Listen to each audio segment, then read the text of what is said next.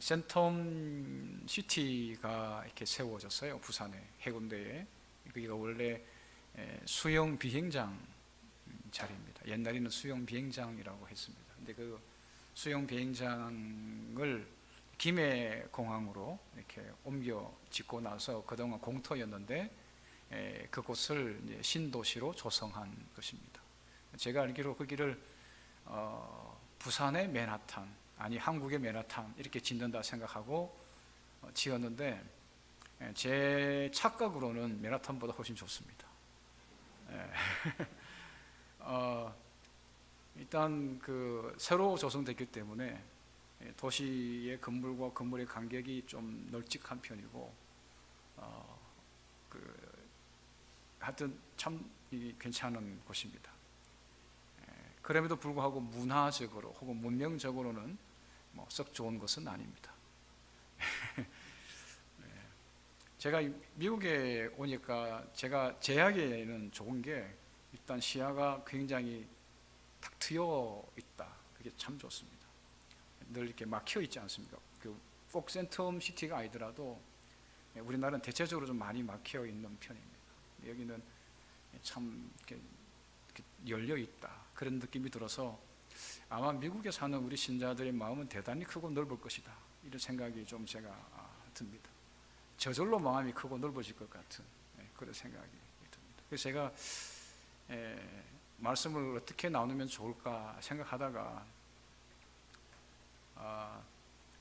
그냥 이렇게 제가 전한다기보다는 그냥 제가 느끼고 한국에서 목회하면서 가졌던 그런 마음들을 함께 나눴으면 좋겠다, 그런 생각을 가졌습니다. 빌립보 4장 5절에 보면 이런 말씀이 있습니다. 너희 관용을 모든 사람에게 알게 하라. 때가 가까우니라. 그렇게 되어 있습니다. 저는 이걸 재림신앙 그렇게 이해합니다.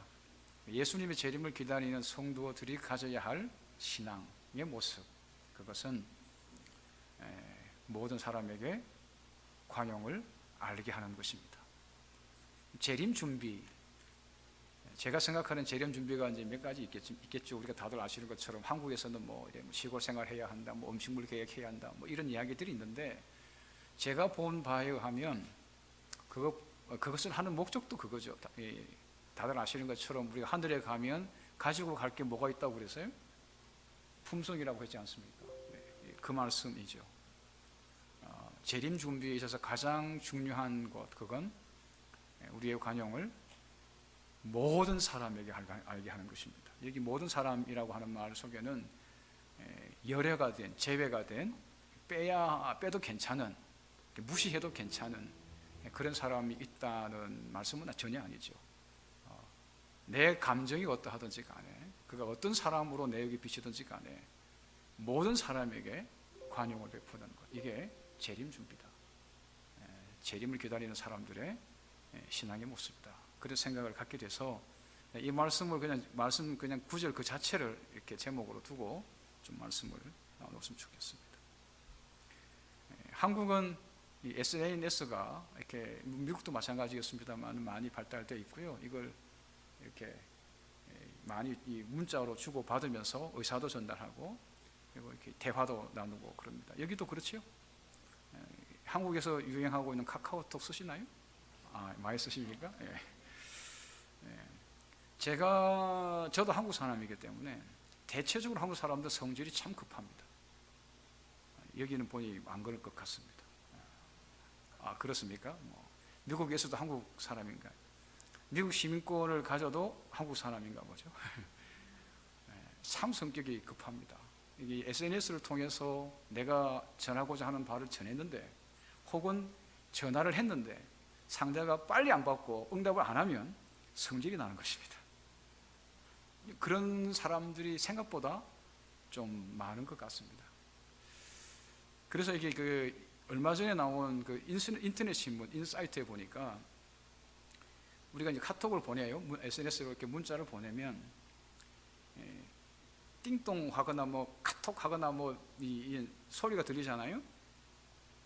근데 그걸 무시하고 답장을 늦게 하는, 그런 사람들이 있죠. 그들의 특징 9가지를 이렇게 적었습니다.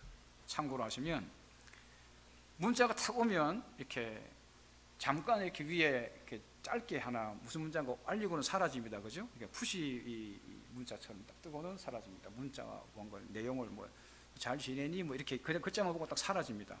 그리고는 나중에 내가 답장해야지라고 생각하고는 이제 이래 지나버리죠. 그런데 이 문자가 이 하나만 오는 게 아니고 그 다음 또 다른 문자고 또 문자가 계속 밀립니다. 그러다 보면 이제 까먹어 버립니다. 두 번째는 그러다 보면 답장을 안 하게 되는 거죠. 이게 답장 안 하게 되는 경우가 생기는 것입니다. 그 다음에 어떤 사람은 이 답장을 보내니 성질이 나는 것입니다. 글자도 작고 이 누르는 속도도 느린 것입니다. 그러니까 나중에 전화해야지 하고 그냥 전할 때까지 이제 기다리고 있는 것입니다. 그 다음에 어떤 사람은 뭐 나는 급해서 보냈는데 받는 사람은 별로 뭐 중요한 게 생각 안 하는 것입니다. 그러니 답장할 필요를 별로 못 느끼는 것입니다. 그 다음에 이제 무음으로 설정이 되어 있는 것입니다. 나는 열심히 보내는 상대는 왔는지 자체도 모르는 것입니다. 나중에 집에 가서 한가할 때 열어볼게라도 뭐 이렇게 카톡 오기 귀찮은 거죠. 아예 그냥 오는 걸 모르게 설정을 해놓는 것입니다. 그 다음에 또 이런 사람이 있습니다. 휴식 시간은 절대로 카톡 안 하는 사람이 있습니다. 저는 카톡을 보내는데 마침 그 시간이 그 사람이 휴식 시간입니다. 어떤 일이 있어도 일하는 시간에 카톡 답장을 하지만 휴식은 철저히 찾아먹는 사람이 있습니다. 답장을 안 하죠. 또 어떤 사람은 멀티플레이가 안 되는 것입니다. 자기가 하는 일이 있으면 이 일에 집중하면 다른 거 신경을 못 쓰는 것입니다. 그런 사람들이 있죠. 저도 점점 그렇게 돼가는 것 같아서 이 순발력이 떨어져서 그런지 좀 그런 것 같습니다.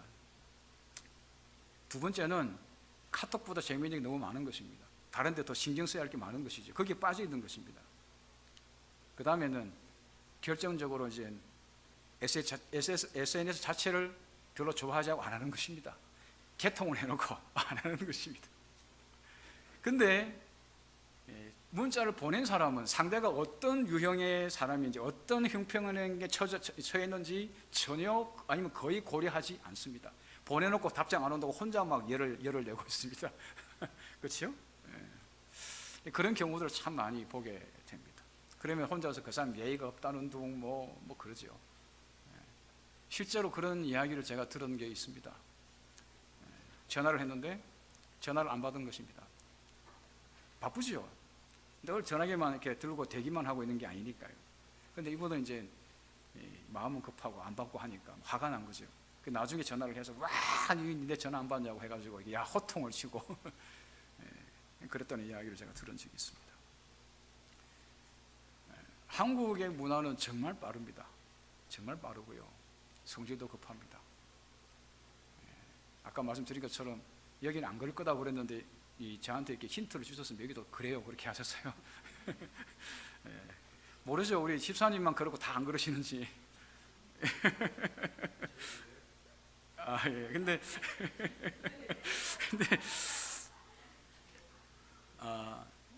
정말 빨리 세상이 바뀌고요. 빨리 뭔가 정보를 전달하고 받아야 하는 그런 시대에 살고 있는 우리들에게 인내하고 그리고 상대를 배려하고 고려하고 관용을 베푼다는 게 생각보다는 참 쉽지 않은 것 같습니다. 재림 성도들에게 제일 필요한 자질 가운데 하나가 빌립보 4장 5절에는 특별히 주께서 가깝다라고 말씀하시며 뭐라고 제안하셨냐 하면 너희 관용을 모든 사람에게 카톡 늦게 반응하는 사람이든 답장을 안 하던 사람이든 그 외에 어떤 일이든지 간에 나의 호의에 혹은 나의 친절에 그가 어떤 반응을 보이든지 간에 그를 어떻게 하라고요? 관용하라. 이게 바울이 빌립보 교회에 보내는 말씀 가운데에서 주는 이 재림 준비 신앙입니다. 근데 이 관용이 정말 중요한 이유는 이 시대에 정말 중요한 이유는 저는 빌립보 4장 5절이 그냥 주어졌다고 생각하지는 않습니다. 제가 알기로는. 왜냐하면 지금 우리가 살아가고 있는 이 시대가 관용을 특징으로 하는 시대이기 때문에 그렇습니다. 21세기를 포스트 모더니즘 시대라고 말하죠. 많이 들어보셨죠? 그렇죠? 모더니즘 이후 시대입니다. 산업이 발달하고 대학이 세워지고, 그러니까 인간 위주의 문화와 문명을 만드는, 과학을 만드는, 그래서 인간이 주인이 되고 세계의 운명을 개척해가는 그런 시대가 지나서 이제는 그런 시대가 아니라는 것이죠. 지금은 그런 시대가 아니고 전혀 성질을 다르게 하는 새로운 시대다는 의미에서 포스트 모더니즘이라고 말합니다. 이 포스트 모더니즘의 진짜 그 특징은 개인입니다. 제가 이렇게 뭐 공부하고 이렇게 알게 된 바는 적어도 이전에는 공동체를 굉장히 소중하게 여겼습니다. 공동체를 굉장히 소중하게 여겼습니다. 무리, 집단을요. 그리고 우리가 공부해서 알고 있는 1260년 이전, 그러니까 중세 시대까지만 해도 신중심이면서, 그러니까 신중심이지만 사람들이 신을 중심으로 공동체를 형성했습니다. 그게 하나님을 믿는 사람이든 혹은 뭐 미신을 가진 사람이든 우상 숭배자든 그들은 한 절대 신을 중심으로 해서 그들이 다 같이 이렇게 살았죠. 근데 프랑스 대혁명이 일어나고 우리가 말하면 1260년 기간이 끝나는 그쯤 해서 뭐 조금 이전부터 뭐 산업혁명이 있고 종교개혁이 있고 이렇게 하면서부터 인간 중심의 사회로 이렇게 옮겨옵니다. 그게 이제 근대주의의 특징이라고 해요. 근데 그 근대주의가 제1차, 제2차 세계대전을 지나가면서 무너지고, 이제는 하나님 중심, 인간 중심도 아니고 쉬운 말로 믿을 건 내밖에 없구나 해서 이제 개인 중심의 사회로 옮깁니다. 그게 포스트 모더니즘 시대의 가장 뚜렷한 특징입니다. 대표적인 게 이제 퍼스널 컴퓨터, 그 다음에 우리 손 안에 있는 스마트폰, 다 개인들이죠. 개인들이지 않습니까? 제가 개인적으로 가슴 아프게 여기고 있는 것 중에 하나가 주거 문화입니다. 한국의 집의 특징은 마당을 중심으로 해서 집들이 이렇게 세워집니다. 안방, 건너방, 바깥방 이렇게 해서 이게 다 이렇게 됩니다. 그래서 이렇게 문을 열면 마당이 보이고, 저쪽에서도 문을 열면 마당이 보여서 서로 문을 열어도 서로가 보이게 됩니다. 서로가 보이게 되죠. 어디서든지 간에 마당을 중심으로 서로 마주보게 됩니다. 그리고 이제 가난한 시대에는 한 방에 다 살았어요. 그러나 조금 이제 생활이 좀 달라지고 개인이 중시되면서 이제 각방 문화가 되죠. 아이는 아이대로, 뭐 어른은 어른대로. 그래서 나중에는 이제 뭐 아이를 볼 만한 시간도 없는 거지요. 참 가슴 아픈 이야기를 제가 하나 들었는데, 어떤 우리 교회 장로님이십니다. 제 친구이기도 합니다. 근데 그 아이는 일단 집에 들어가면 안 나와요. 그리고 문을 꼭꼭 걸어 잠근대요. 아이와 한번 대화를 하려면 너무너무 힘든 거예요. 그런 아픔을 저한테 이야기를 하더라고요. 다른 얘기를 하려는 것이 아니라 철저하게 이 시대는 개인 중심의 시대입니다. 그래서 지금의 사회학자나 혹은 문화를 말하는 사람들이나 이런 사람들은 21세기 특징을 두 가지로 이야기합니다. 하나는 개인이고 또 하나는 경제라고 그래요. 이건 제가 볼 때는 굉장히 의미가 있다고 생각합니다. 근데 이 개인 위주의 사회인데도, 철저하게 개인 위주의 사회인데도 포장은 관용으로 포장되어 있다는 것입니다. 이 시대가. 예를 들면 이런 것입니다. 예를 들면 한국에서는 이제 이런 이야기를 많이 했어요. 여기도 그런지 모르겠습니다. 우리는 틀린 게 아니고 서로 다를 뿐이다. 들어보셨어요? 우리가 틀린 게 아니고 다를 뿐. 이게 포스트 모더니즘을 대표하는 전형적인 말입니다. 그러니까 니와 나는 틀린 게 아니야. 우리 서로 다를 뿐이야. 너는 너대로 옳고 나는 나대로 옳아. 그래서 이걸 우리가 다원주의라고 그래요. 기독교도 옳고 불교도 옳고 그다음에 천주교도 옳고 이슬람교도 옳고, 네가 어느 종교를 가든지 상관없어. 그게 다 구원이 있어. 이게 포스트 모더니즘이 말하는 다원주의입니다. 얼마나 너그러워요. 우리 이전에는 어떻게 해서 니는 틀렸어. 아니야. 여기가 옳아. 이렇게 해야 되는데, 그래 니도 옳아. 거기도 니도 구원해. 니 나름대로 믿어도 돼. 이렇게 이야기를 하는 거죠. 얼마나 너그러워요. 그래서 지금 우리가 사는 시대는 절대 진리가 없어요. 절대 진리가 있으면 그거 외에는 다 틀린 거예요. 그게 절대 진리죠. 예수님이 나는 길이요 진리라고 했을 때 예수 아니면 그건 다 거짓인 것입니다. 그게 예수님이 진리라고 했을 때 말의 진짜 뜻이죠. 물론 예수님은 여러 가지 모습으로 나타날 수는 있습니다. 사람들에게 나타날 때. 어쨌든 예수 외에는 구원이 없는 것입니다. 맞습니까? 다른 이름 주신 일이 없어요.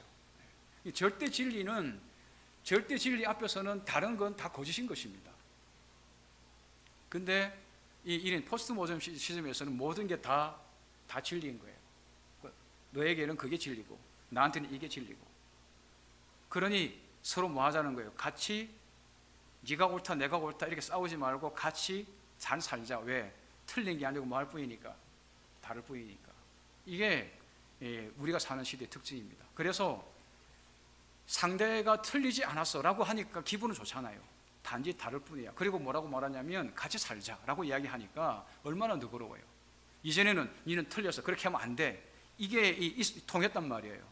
기분은 나쁘지만 틀렸다고 하면 왜 틀렸는지 알고자 하는 마음도 생기기도 하고, 뭐 니가 그러든지 말든지 무시할 수도 있지만, 지금은 절대 진리 자체를 부정하기 때문에 내 생각이 중요한 것이죠.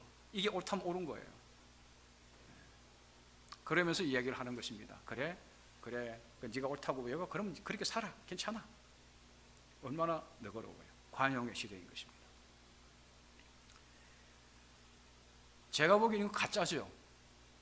진짜는 그렇지 않아요. 이 시대의 관용은, 이 너그러움은 나한테 간섭하지 마.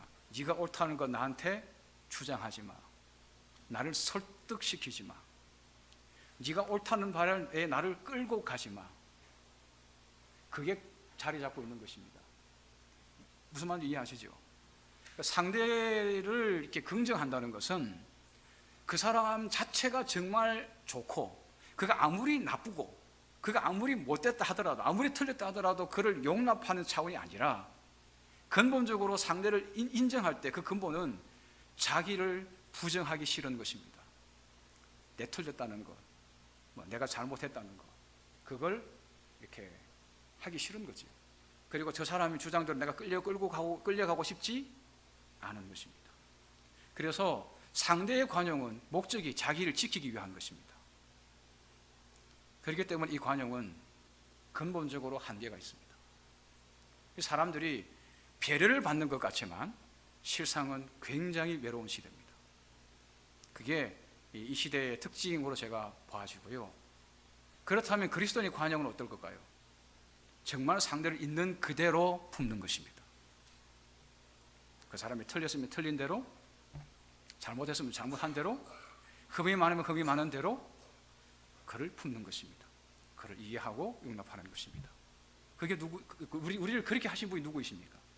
예수이시니까. 그러니까 이 그리스도인의 관용에는 뭐가 전제가 되어 있냐면 자기 포기가 있습니다. 자기 부정이 있죠. 자기 부인이 있습니다. 자기를 버리는 것이 있습니다. 왜요?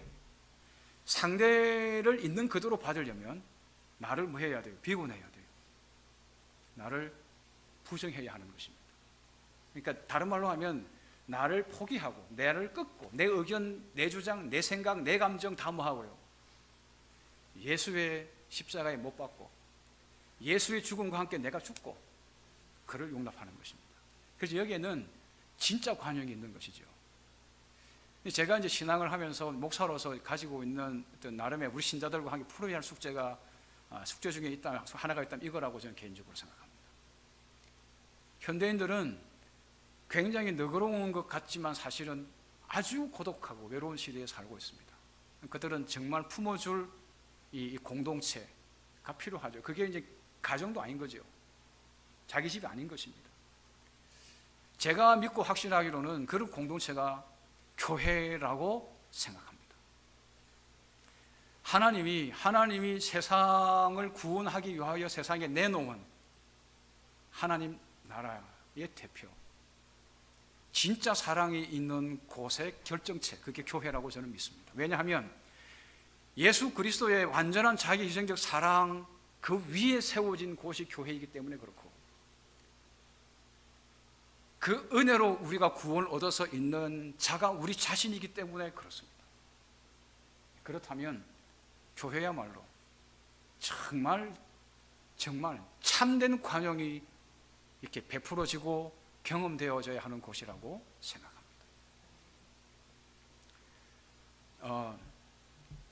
2015년 11월 6일에 보면 나온 의학저널 커런트 생물학이라고 있습니다.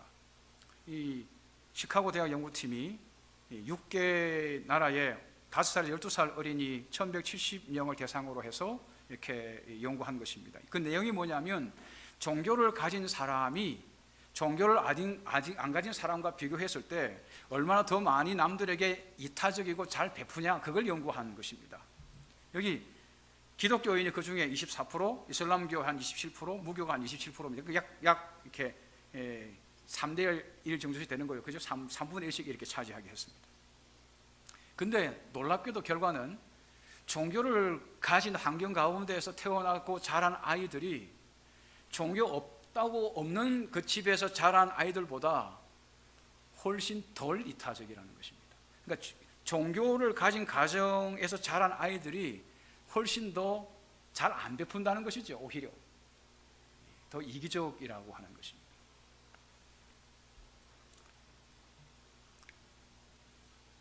굉장히 이렇게 생각 외의 이야기입니다. 왜냐하면 여기는 기독교인들은 높은 어떤 이 도덕적 이 표준이 제시되는 교육을 많이 받습니다. 그래서 아니다, 틀렸다, 아니다라는 생각에 다른 사람들보다 훨씬 뚜렷합니다. 강하고, 저건 나쁜 거야, 저건 틀린 거야. 절대 진리에 대한 이해가 있으니까요. 그러다 보니 뭐가 있냐면, 틀린 사람 혹은 아닌 사람에 대해서도 밀어내는 경향이 아주 강한 것입니다. 아니다 하면 밀어내는 것입니다. 틀렸다 하고 하면 그 사람 자체가 싫은 것입니다. 그게 우리들에게 있다는 것이죠. 그 교육을 누구에게 시킨다는 거예요? 아이들한테도 시키는 것입니다. 높은 도덕적 표준을 제시하면서 아이라면 그렇게 행하도록 지도를 하는 것입니다. 그리고는 그 아이가 그렇게 교육을 받고는 그렇게 거기에 그 표준, 그 수준에 미달하지 못한다면 어떻게 될까요? 그런 나쁜 사람이니까 가까이 하지도 않고 이렇게 품지도 않는 것입니다. 말하자면. 혹시 들어보셨는지 모르겠습니다. 우리 교회 목사인데 제 2년 후배입니다.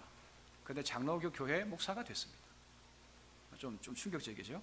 장로교회 목사가 우리 교회를 개혁했다 그러면 되게 놀라운 일이잖아요. 그리고 우리가 얼마나 좋아합니까? 그리고 우리 스스로 우리 교회 목사가 어떻게 장로교회 목사, 있을 수 없는 일로 생각하는데 실제로 있었습니다. 실제로 있었습니다. 그럼 왜 그랬을까요? 이유는 그 아버지인 장로님이 엄격한 율법 교육을 자식에게 시킨 것입니다. 그러니까 무엇이 틀리고 잘못되신 것에 대하여 아주 엄격하게 시킨 것입니다. 그래서 말하자면 아이가 반강제적인 그리고 반억압적인 그런 분위기 속에서 자란 것입니다. 근데 저항감이 억수로 있죠. 저항감이 있지만 아버지고 하니까 교회도 순종도 해야 되고 그러니까 어쨌든 그걸 누르고 지낸 것입니다. 신학을 했고 목사가 됐습니다. 근데 교회를 갔습니다. 아버지가 똑같은 그런 어떤 장로님들, 집사님들이 있는 것입니다. 못 견디는 것입니다. 그리고 대판 싸우고 그냥 이 교회에 예수 믿는다고 하지만 예수 안 믿고 실제로 못 믿는다. 그러니까 믿음으로 말하면 예수 믿음으로 구원한다고 말은 하지만 실제는 율법을 지킴으로 구원한다 이렇게 말하고 나가버렸습니다. 이분이. 그리고는 총신대라고 들어보셨어요? 우리나라 총신대학교가 있으면 거기서 석사과정을 다시 공부하고 수석 졸업을 합니다. 장로교 교회를 맡았습니다. 근데 정말 다행스러운 다시 돌아왔습니다. 제가 이제 그 목사에게 그런 이야기를 했습니다. 우리 교회는 율법주의 위험이 분명히 있어. 하지만 거기는 무법주의야. 네, 그랬어요. 우리는 무슨 주의인데? 율법주의 가능성이 되게 많지만 거기는 예수 은혜로 법이 없어. 무슨 말인지 자기가 이해를 못했던가 봐요. 근데 가서 보니까 실제로 그렇거든요. 제가 그래서 우리는 율법주의라 숨 막히는 건 있지만 거기는 난장판이야. 네, 그랬어요. 실제로 가서 보고는 다시 돌아왔어요. 참 감사하게 생각합니다. 교회는 지금 안 맡았어요.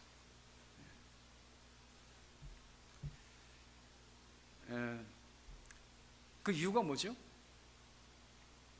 저 이유가 뭐라고 생각하십니까? 제가 볼 때 쉽게 말씀드리면 하나님에 대한 오해인 것 같습니다. 다른 말로 율법에 대한 오해인 것 같습니다.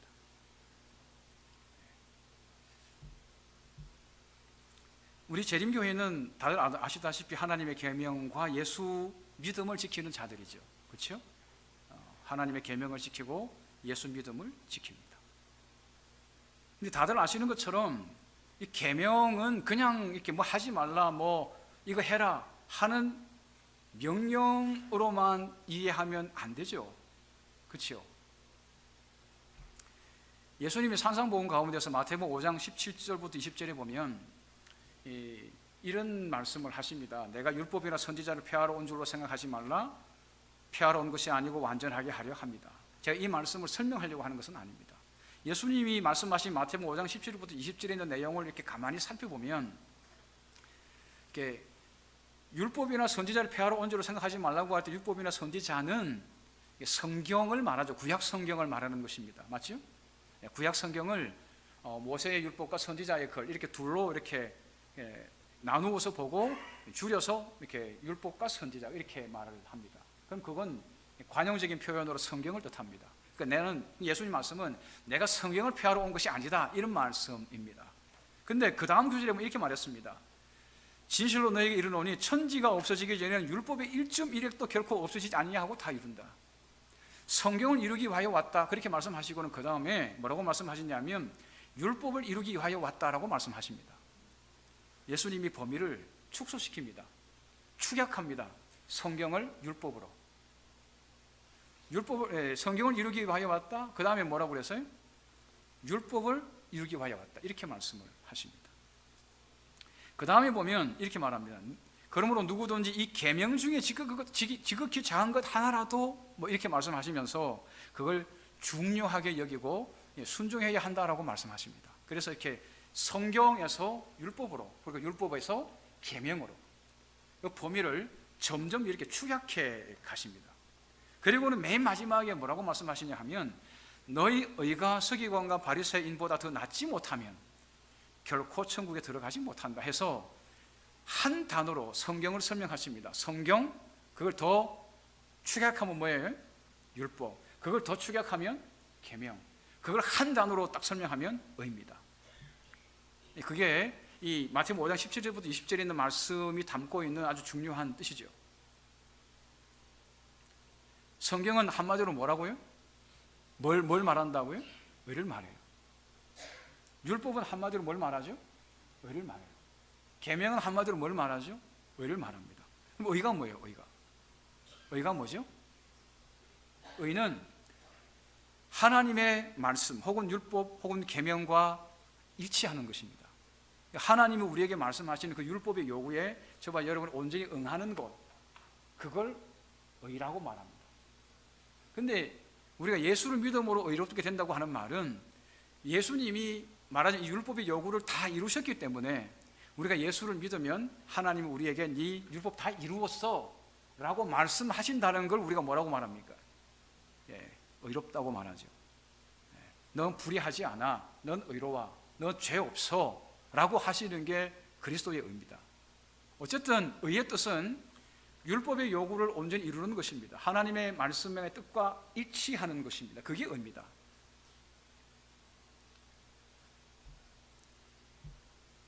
하나님의 품성 한마디로 뭐죠? 사랑입니다. 그죠? 사랑. 하나님은 사랑입니다. 근데 여러분 율법의 완성이 뭐예요? 율법의 완성이 사랑이죠. 로마서 13장 10절에 보면 사랑은 율법의 완성이에요. 율법의 완성은 사랑이다 그렇게 이야기했어요. 율법을 완전히 이루면 그건 뭐로 나타나요? 사랑으로 이렇게 나타나는 것입니다. 잘 아시는 것처럼 율법, 그 다음에 이제 계명은 뭐예요? 계명은 뭐로 나타나죠? 두 번의 이 서기관과 바리새인이 예수님께 찾아와서 질문하지 않습니까? 어느 계명이 가장 큽니까? 무엇을 해야 뭐 우리가 뭐 이래 이 영생을 얻습니까? 그때 예수님이 하시는 말씀 어느 계명이 뭐 가장 크냐? 뭐 이렇게 말씀하실 때 뭐 목숨과 뜻과 마음을 다해서 하나님을 사랑하고 내 이웃을 내 몸과 같이 사랑하라. 이런 말씀으로 계명을 푸십니다. 그래서 우리가 잘 아시는 것처럼 십계명은 이 계명은 하나님 사랑과 이웃 사랑으로 이루어져 있습니다. 그렇죠? 결국 계명도 뭘 말하고 있어요? 사랑 말하고 있죠. 그렇죠? 하나님은 사랑이시고 율법의 완성은 사랑이시고 계명도 뭐예요? 사랑을 말하고 있습니다. 계명은 단순하게 이거 하지 마라 제가 하지 마라가 아니죠. 예를 들어서 정확하게 말하면 이렇습니다. 내 부모를 공경하라. 이런 말할 때 그 공경의 전제 이 조건이 뭐냐 하면 네 부모를 사랑한다면 공경하랍니다. 한마디로 말하면 내 이웃에 대하여 거짓 증거하지 마라. 이건 무슨 말입니까? 네가 네 이웃을 사랑하면 뭐 하지 말라는 거예요. 이웃을 사랑하면 거짓 증거하게 될까요? 아닙니다. 그 이웃을 정말 내가 사랑한다면 그 이웃에 대하여 모함하지 않습니다. 내가 그 이웃을 모함하는 이유는 뭐예요? 그를 내가 뭐 하기 때문에? 사랑하지 않기 때문입니다. 그러므로 이게 다른 계명도 다 마찬가지입니다. 도둑질하지 마라. 내 이웃의 물건을 탐내지 마라. 무슨 말입니까? 그를 뭐 한다면?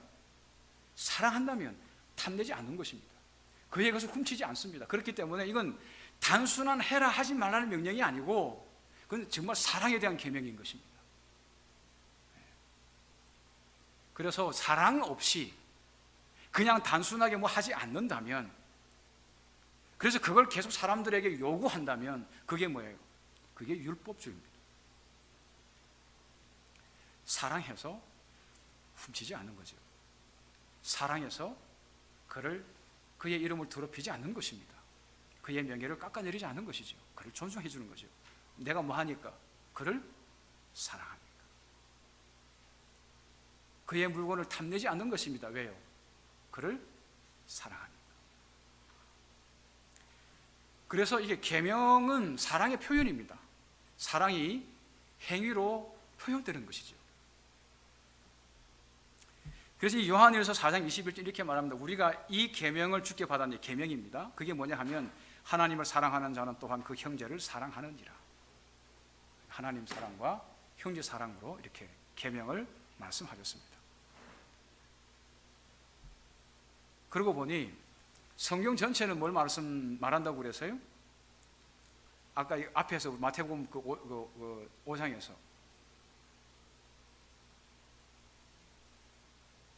성경 전체, 율법, 계명, 그건 뭘 말한댔어요? 의. 지금 여기서는요, 율법은 사랑이고 하나님은 사랑이고 율법은 사랑이고 계명도 사랑이고, 그러니 의와 뭐는 뭐예요? 의는 사랑이에요. 의는 사랑이에요.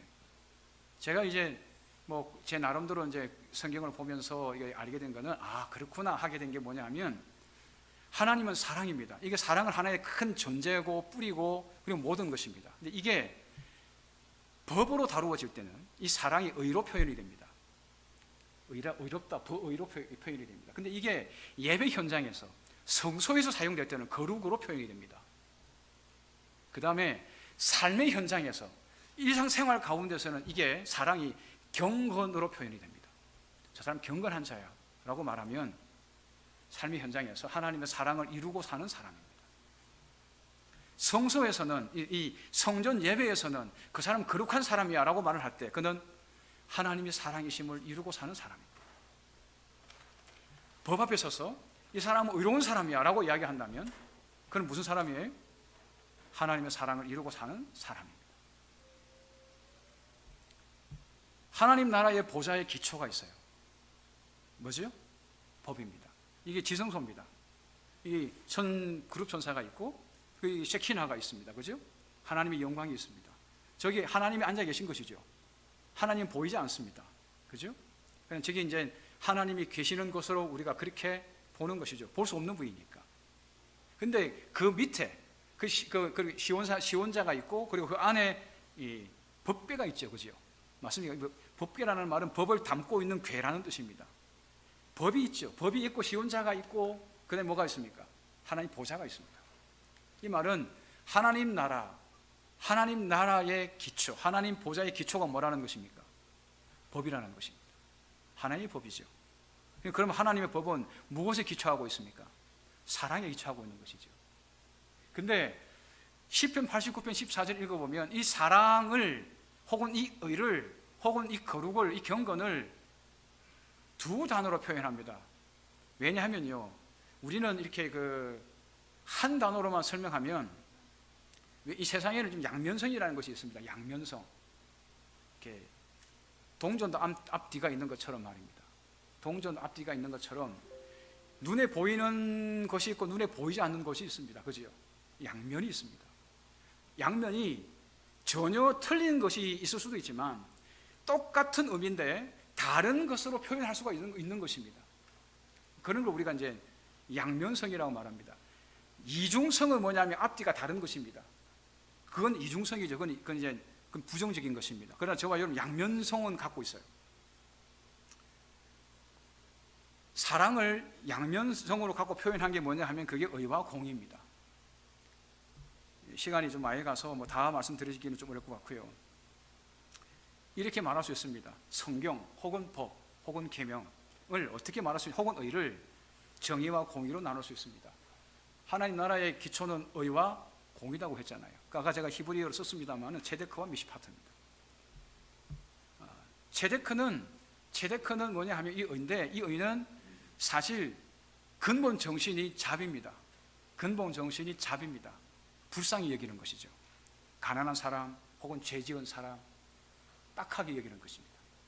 이거 그럼 잘됐다 꽃이다, 죄송합니다, 이렇게 말하는 것이 아니라, 잘됐다 천벌 받았다 말하는 것이 아니라 안 됐다, 비록 자기 과오로 자기 잘못으로 그렇게 이렇게 그가 화를 겪고 있고 고난을 겪고 있고 스스로 자초한 것이라 할지라도 어떻게 여기는 거라고요? 딱하게 여기는 것입니다. 그게 의입니다. 그래서 그 사람이 아무리 잘못했다 하더라도 그가 혹시 가난하고 음식이 떨어졌으면 가서 야 이거라도 먹어 하고 주는 것입니다. 그게 의입니다. 성경 가운데 읽어보면 누가 나한테 와서 이렇게 겉옷을 이렇게 맡기고 돈을 빌려갔습니다. 유대 사회에서 겉옷은 뭐냐 하면 그건 단순한 옷이 아니잖아요. 겨울에는 밤에는 뭐 얻어야 됩니까? 덮고 자는 이불도 되는 것이거든요. 근데 이 사람이 이걸 가져갔는데 무슨 생각이 드냐 하면 이 사람이 이걸 주고 가져가면 오늘 밤에 뭐 덮고 자지? 나에게 이걸 맡기고 빌려갈 정도면 정말 딱 사정이 딱한 건데 잠이 안 오는 것입니다. 그래서 가서 뭐 하는 거예요? 겉옷을 주면서 뭐라고 그래요? 다음에 돈 갚아. 이게 뭐죠?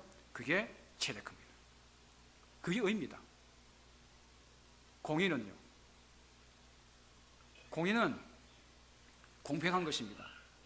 나한테 잘하는 사람이나 못하는 사람이나 상관없이 똑같이 잘못한 것은 잘못한 것입니다.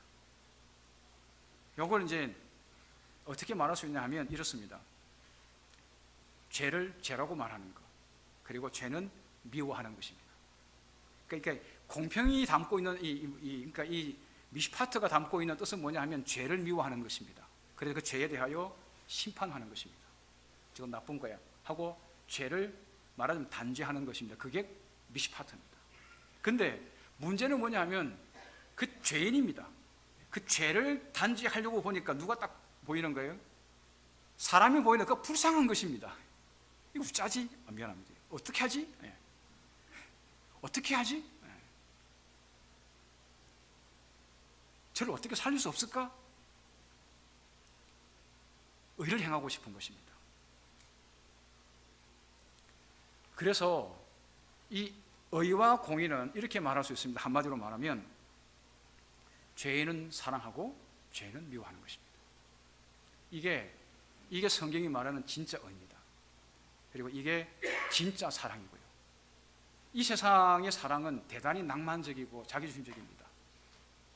죄도 그냥 너그럽게 생각하고, 그 다음에 누구도 받아들여요? 죄인도. 그러니까 죄인 사랑한다면서 죄를 용납합니다. 이게 제가 보기에는 이 좌파들입니다. 좌파들은 그러니까 죄인 용납하면서 뭘 용납한다고요? 동성애자, 그 다음에 성소수자, 이런 사람들 사랑해야 하면서 뭐도 용납합니까? 그죠? 그 동성애법도 막 이렇게 통과시키는 것입니다. 그런데 이 우파에 속하는 보수적인 사람은 어떻게 해요? 죄를 미워합니다. 죄를 미워합니다. 그래서 누구도 밀어내요? 죄인까지 밀어냅니다. 제가 보기엔 그렇습니다. 근데 예수 믿는 사람들은 그렇지 않습니다. 하나님 나라를 세우고 그 주인이신 그리스도는 그렇지 않습니다. 죄는 하지만 미워하시지만 누구는 사랑해요? 죄인은 사랑하십니다.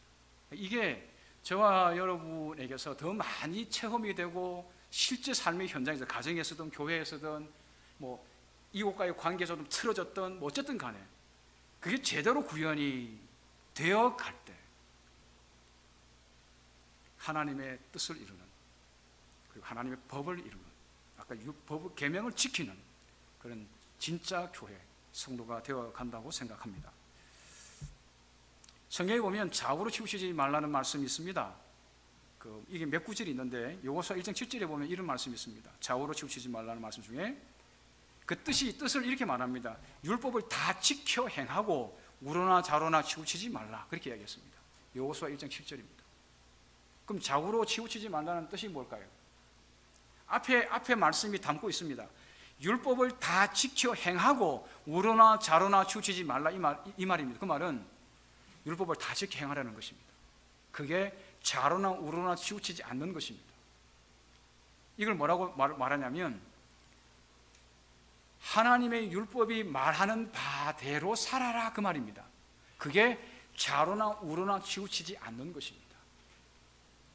하나님의 율법의 가르침 그대로 살아라, 그게 좌로나 우로나 치우치지 말라는 뜻입니다. 그런데 이걸 이제 우리 그리스도인들도 잘못 오해할 수 있습니다. 이걸 정치적으로 해석을 하는 것이죠. 좌파나 우파나 속하지 말라더라, 그러니까 나는 중도파다, 이렇게 생각합니다. 성경은 중도파를 말하는 것이 아닙니다. 율법을 다 지켜 행한다는 말은 정도를 걷는 것입니다. 성경에는 중도가 없습니다. 좌나 우나 아니면 정도입니다. 그죠? 중도가 없습니다. 그 정도가 뭘까요? 좌로도 치우치지 않고 우로도 치우치지 않는 정도가 뭘까요? 그게 의와 공의를 이루는 것입니다. 다른 말로 하면 죄를 미워하고 죄인을 사랑하는 것입니다. 죄를 미워한다고 하면서 죄인을 멸시하거나 그를 미워하지 않는 것입니다. 죄인을 사랑한다고 하면서 죄를 용납하지 않는 것입니다. 그게 좌로 우로 치우치지 않는다는 말의 뜻입니다. 좌우로 치우치지 않는다는 말의 뜻입니다. 저와 여러분 안에 진정한 이렇게 하나님의 온전한 뜻이 이루어졌으면 참 좋겠습니다. 잠언서 4장 27절에 이런 말씀이 있습니다. 같이 읽어보겠습니다. 시작. 우편으로나 좌표로나 치우치지 말고 내 발을 악에서 떠나게 하라. 이 말씀의 뜻이 뭡니까? 우편이든 좌편이든 치우치는 게 뭐라는 거예요? 악이라는 말입니다. 한쪽으로 치우치면 그게 뭐예요? 악입니다. 죄를 미워한다고 하면서 죄인을 이렇게 무시하거나 멸시하고 팽개친다면 그게 악입니다. 죄인 사랑한다고 하면서 죄를 용납하면 그게 악입니다. 예수님은 이 말씀을 옳다 아니라 하라, 이에 지나가는 것은 악이다, 그렇게 말씀하셨습니다. 말씀을 이제 마치겠습니다. 죄를 미워하고 죄인을 사랑하는 것이 어디에서 이루어졌죠? 어디에서 이루어졌을까요? 예수님의 십자가입니다. 예수님의 십자가는 죄를 미워하고 죄인을 사랑하는 하나님의 완전한 품성, 그 사랑이 그대로 실현된 곳입니다. 구현된 곳입니다. 예수님이 왜 죽으셨어요? 왜 죽으셨어요? 죄 때문에 죽었다는 말이 무슨 말입니까? 하나님이 죄를 뭐 하시니까? 미워하시니까. 그래서 예수님 우리의 죄를 짊어지시는 그 순간 예수님은 두려웠잖아요. 왜 두려워서요? 하나님이 죄를 미워해서 그 죄를 미워한 우리 죄를 짊어진 예수에게 하나님이 뭐 하실까 봐? 진노하실까 봐. 그래서 저주하실까 봐. 예수님이 뭐라고 말씀하셨어요? 나의 하나님 어찌하여 나를 버리시나이까. 그게 무슨 말이냐면 죄에 대한 하나님의 태도인 것입니다. 죄를 미워하시는, 죄를 절대로 어떤 죄도 용납할 수 없는 그런 하나님의 본성을 의미한 것이죠. 예수님은 정말 하나님으로부터 버림받으셨습니다. 죄에 대한 하나님의 분명한 태도 때문에. 근데 정말 은혜롭게도 예수님이 하나님으로부터 버림받는 그 순간에 죄인은 어떻게 됐습니까? 예수를 믿어 어떻게 됩니까? 예수가 우리의 죄를 다 가져가서 진노를 받아 죽었기 때문에 우리는 예수를 통해서 구원을 얻습니다. 그게 죄를 미워하고 죄인을 사랑하는 하나님의 뜻이 이루어지는 모습입니다. 그러므로 저와 여러분이 이 예수의 이 생애를 많이 생각을 하시고, 특별히 십자가의 생애를 많이 생각하시고, 죄를 미워하고 죄인을 사랑하는 것이 무엇인지 더 많이 배우고, 그것이 온전히 실현되도록 하나님의 은혜를 구하게 되는 저와 여러분이 되었으면 정말 좋겠습니다. 그랬을 때 죄는 많지만 죄인인 사람들이 왔을 때 그를 받아줌과 동시에 죄도 멀리하게 되는 그런 거룩한 교회가, 하나님의 온전한 사랑이 실현되는 교회가 되지 않겠습니까? 우리 살육교회가 그렇게 됐으면 참 좋겠습니다. 예, 지겠습니다.